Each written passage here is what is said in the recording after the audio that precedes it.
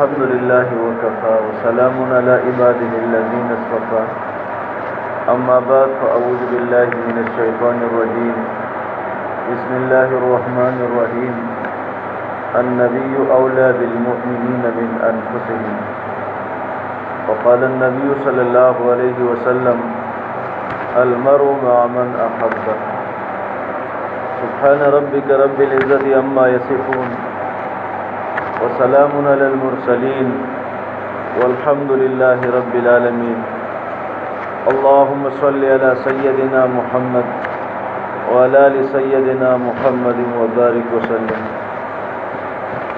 دیکھو، محبت کہتے ہیں کہ کوئی چیز انسان کو پسند آ جائے، کسی چیز کے طرف دل کا میلان ہونا، اور یہ میلان اتنا کہ اس کے بغیر انسان کا دل قرار نہ پائے۔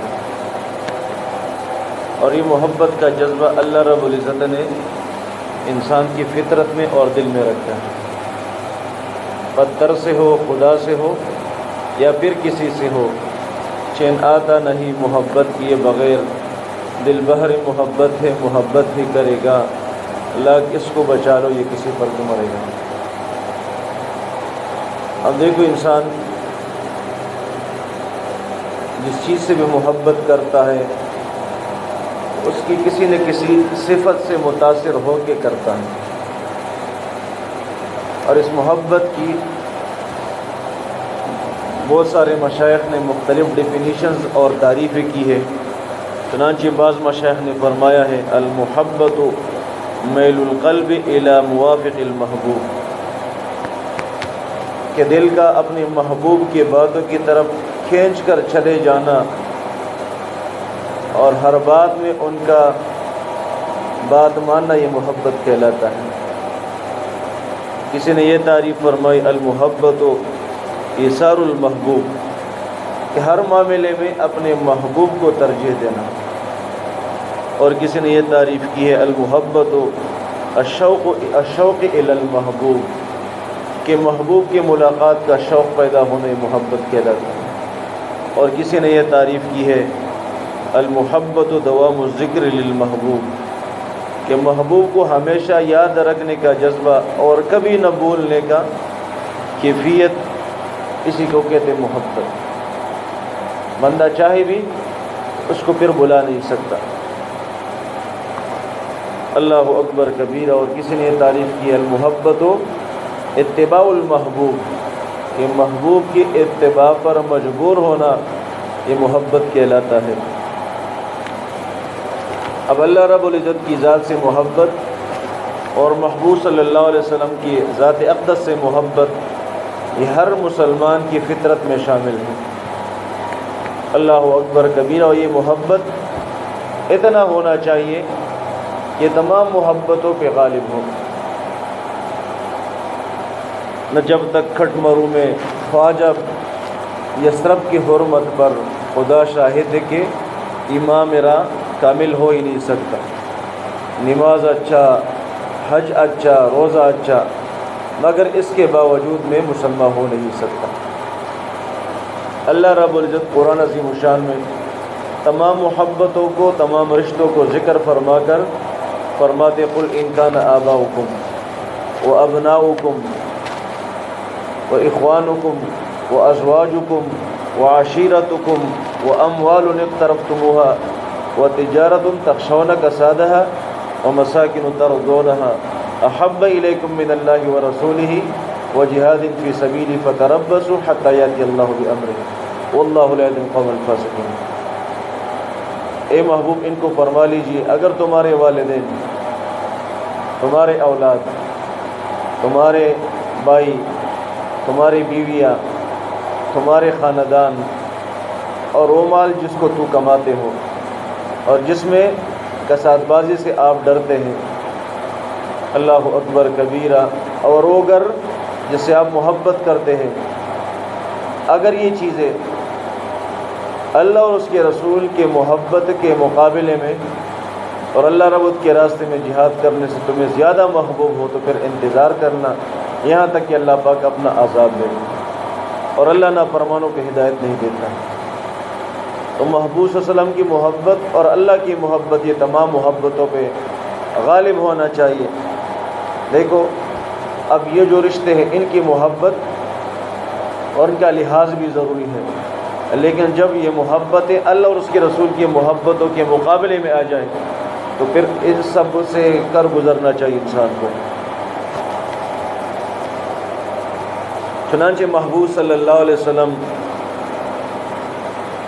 کی محبت احادیث کی روشنی میں فرماتے احب اللہ لما یغزوکم من نعمہ، محبوب فرماتے کہ تم اللہ سے اس وجہ سے محبت کرو کہ وہ تمہیں ہر طرح کی نعمتیں عطا فرما دیتے ہیں۔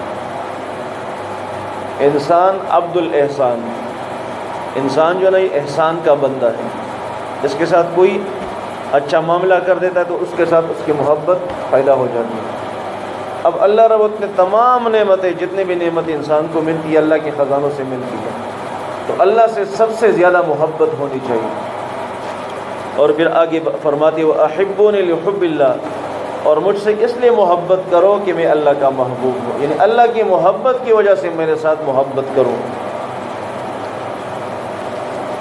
اور اگلی حدیث محبوب صلی اللہ علیہ وسلم فرماتے لا یؤمن احدکم، تم میں سے اس وقت تک بندہ مومن کامل نہیں ہو سکتا حتی اکون احب الیہ من والدہ وولدہ والناس اجمعین، کہ جب تک اس کی محبت والدین اور اس کی اولاد سے زیادہ اور پورے انسانوں سے زیادہ میرے ساتھ محبت نہ ہو۔ تو محبوب صلی اللہ علیہ وسلم کی محبت تمام مخلوقات میں سب سے زیادہ ہونا چاہیے، اور اللہ کی محبت محبوب صلی اللہ علیہ وسلم کی محبت سے بھی زیادہ ہونا چاہیے، کہ اسی نے آپ کو محبوب کی محبین میں سے شامل فرمایا اور اس کی امت میں سے شامل فرمایا۔ اللہ اکبر کبیرہ۔ چنانچہ ایک حدیث شریف میں محبوب صلی اللہ علیہ وسلم فرماتے ثلاث من کن فیہ وجد حلاوۃ الایمان، کہ یہ تین باتیں جس کسی انسان کے اندر بھی موجود ہوں گے وہ ایمان کی حلاوت کو پائے گا۔ سب سے پہلی بات ان یکون اللہ ورسولہ احب الیہ مما سواہ، اللہ اور اس کے رسول صلی اللہ علیہ وسلم کی محبت ہر محبت سے زیادہ ہو۔ اور دوسری صفت وان یحب المرء لا یحبہ الا للہ، اور بندہ جس کسی کے ساتھ بھی محبت کرے صرف اللہ رب العزت کے واسطے سے محبت کرے، تو اللہ کی محبت کی وجہ سے ہی لوگوں سے محبت کرے۔ اور تیسری بات وان یکرہ ان یعود فی الکفر کما یکرہ ان یقذف فی النار، اس کے لیے کفر کے اندر واپس جانا اتنا مشکل ہو جس طرح آگ کے اندر جانا انسان پسند نہیں کرتا۔ اللہ اکبر کبیرہ۔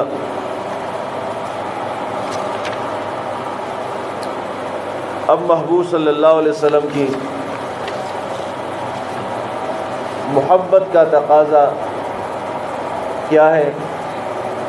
سب سے پہلی بات ہم محبوب صلی اللہ علیہ وسلم کی تعلیمات کی اقتداء اور اتباع کرنے والے بنیں۔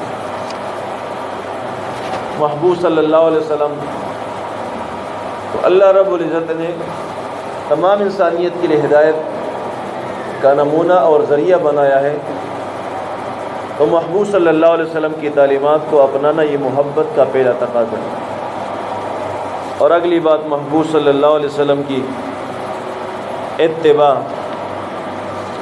نبی علیہ السلام کی نسبتوں کا بھی احترام کرنا، کہ نبی علیہ السلام کے ساتھ جن کا رشتہ ہے، جن کا تعلق ہے، محبوب صلی اللہ علیہ وسلم کے خلفاء کی، صحابہ کی محبت یہ بھی ہمارے دلوں کے اندر ہونا یہ ضروری ہے۔ اور اگلی بات اہل بیت اور صحابہ رضوان اللہ اجمعین کے ساتھ محبت یہ بھی محبوب صلی اللہ علیہ وسلم کی اتباع اور محبت کا تقاضا ہے۔ اور پھر اگلی بات محبوب صلی اللہ علیہ وسلم کے ساتھ جو بغض رکھتے ہیں ان کے ساتھ بغض رکھنا، اور جو لوگ ان سے محبت کرتے ان سے محبت رکھنا۔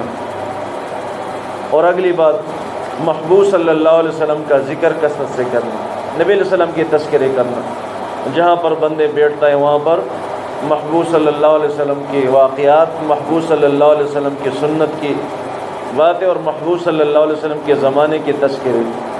اللہ اکبر کبیرہ۔ صحابہ آپس میں بیٹھ کر اسی طرح باتیں کیا کرتے تھے، بعض نوجوان صحابہ اپنے والدین سے، اپنے دادا سے، اپنی دادی سے محبوب صلی اللہ علیہ وسلم کے زمانے کے واقعات سنتے تھے، تو اپنے بچوں کو، چھوٹوں کو یہ واقعات بیان کرنا اور اپنے بڑوں سے سننا، یہ محبوب صلی اللہ علیہ وسلم کا ذکر کرنا ہے۔ ایک مرتبہ ابوبکر صدیق رضی اللہ تعالیٰ عنہ ممبر رسول صلی اللہ علیہ وسلم پر جمعے کے دن بیٹھ گئے، تو جب خطبہ دے رہے تھے تو یہ الفاظ فرمائے کہ میں نے پچھلے سال اللہ کے رسول صلی اللہ علیہ وسلم سے یہ بات سنتے ہوئے، یہ بات فرماتے ہوئے سنا، فبکا، اور پھر رو پڑے۔ تھوڑی دیر بعد پھر طبیعت جب بحال ہوا، پھر فرمایا کہ میں نے پچھلے سال اسی ممبر پہ اللہ کے رسول صلی اللہ علیہ وسلم سے یہ بات سنا تھا، فبکا، پھر رو پڑے۔ تیسری مرتبہ پھر بس یہی ان کو خود بتا امت کو تڑپایا کہ خود ان کے دل اللہ اور اس کے رسول صلی اللہ علیہ وسلم کی محبت سے لبریز تھے، اور یہی محبت پھر آگے تقسیم فرماتے تھے۔ یاد رکھیں، محبوب صلی اللہ علیہ وسلم کی سنت کی اتباع یہ محبوب صلی اللہ علیہ وسلم کی یاد کی مانند ہے۔ جو محبوب صلی اللہ علیہ وسلم کی سنت کو اپنائے گا، یہ ایسا کہ یہ محبوب صلی اللہ علیہ وسلم کو یاد کر رہا ہے۔ ہم دنیا کے اندر دیکھتے نہیں، اگر کسی بندے کا والد یا بیٹا یا بھائی، کوئی رشتہ دار فوت ہو جائے، اس جیسا ہم شکل بندہ ہمیں نظر آ جائے، تو ہمیں اپنا بھائی، اپنا بیٹا، اپنا والد، اپنا رشتہ دار یاد آ جاتا ہے۔ تو محبوب صلی اللہ علیہ وسلم کی سنتوں سے محبوب کے تذکرے عام ہوتے ہیں۔ اگلی بات، محبوب صلی اللہ علیہ وسلم کے لیے محبت کا تقاضا کہ دل کے اندر محبوب صلی اللہ علیہ وسلم کی ملاقات کا شوق پیدا ہونا۔ نبی علیہ السلام فرماتے کہ میرے امت میں کچھ ایسے لوگ ہوں گے جو میری ملاقات کے لیے اتنے مشتاق ہوں گے کہ اگر ان کو اپنے والدین، بیوی، بچے، مال، جائیداد، سب کچھ میرے ایک ملاقات اور دیدار کے لیے لگانا پڑے، قربان کرنا پڑے، تو یہ اس سے بھی کر گزر جائیں گے۔ ایک مرتبہ محبوب صلی اللہ علیہ وسلم دعا مانگ رہے تھے، اے اللہ مجھے جلدی اپنی احبا کے ساتھ ملا دیجیے۔ تو پیچھے محبوب صلی اللہ علیہ وسلم کا آزاد کردہ غلام حضرت صوبان رضی اللہ تعالیٰ عنہ سن رہے تھے دعا، تو تڑپ اٹھے، یا رسول اللہ علیہ وسلم کیا ہم آپ کے احبا نہیں؟ تو محبوب صلی اللہ علیہ وسلم نے فرمایا نہیں، آپ تو مجھے دیکھ رہے ہیں۔ یہ ان لوگوں کی بات ہو رہی ہے جنہوں نے نہ مجھے دیکھا ہے اور نہ دیدار کیا ہے، لیکن ان کے دلوں کے اندر یہ بعد میں پیدا ہوں گے، ان کے دلوں کے اندر میری ملاقات کا اتنا شوق ہوگا کہ یہ اگر اپنا سب کچھ میرے ایک ملاقات کے لیے ان کو یہ شرط بھی لگانا پڑے، یہ سب کچھ اس سے گزر جائے گا۔ اللہ اکبر کبیرہ۔ ایک مرتبہ سیدنا عمر رضی اللہ تعالیٰ عنہ رات کے وقت مدینہ طیبہ میں گشت کر رہے تھے، تو ایک گھر سے ایک بڑھیا کی آواز، اشعار کی آواز سن رہے تھے، علی محمد صلاۃ الابرار صلی علیہ طیبون الاخیار یا لیتا والمنایا اطوار هل تجمعنی وحبیب الدار۔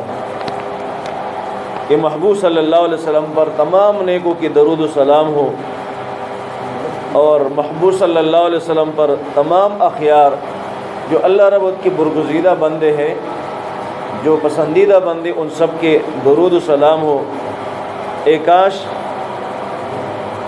اگر ہمیں محبوب صلی اللہ علیہ وسلم کا ملاقات نصیب ہوتا، اے اللہ جنت میں مجھے محبوب صلی اللہ علیہ وسلم کے ساتھ جمع فرما دے۔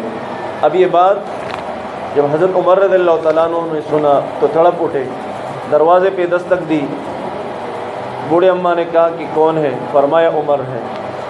اس رات کے وقت عمر آپ کیا چاہتے؟ فرمایا کہ اماں جی میرے ساتھ ایک وعدہ کر لیں۔ کیا وعدہ ہے؟